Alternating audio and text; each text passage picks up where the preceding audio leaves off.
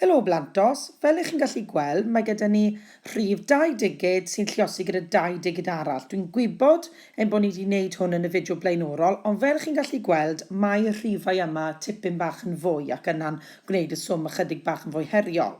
Ond yr un peth sydd angen i ni wneud. Ni'n mynd i edrych ar y 43 ac yn ar 54. Felly fi'n mynd i ddosrannu'r 43 yna mewn i 40 a 3.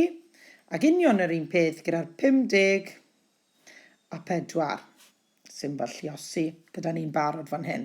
Nawr mae gen i 50 lluosi 40. Dwi'n gwybod mae 5 lluosi 4 yn rhoi 20 i fi. Felly bydd hwnna'n meddwl bod 50 lluosi 4 yn rhoi 200, sydd yna'n golygu bod 50 lluosi 40 yn rhoi 2,000 i fi.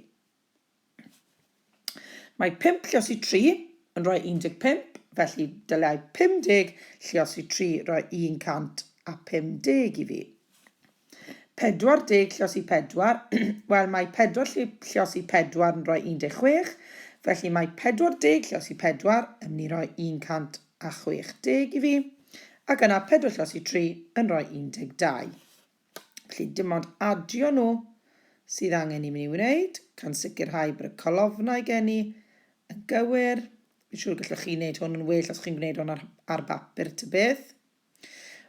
Sy'n rhoi unedau, 2, 5 a 6 a 1, 6 a 5 a 1, sy'n rhoi 12 i mi.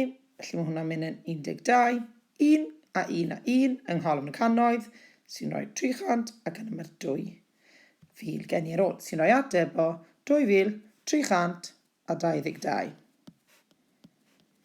Diolch.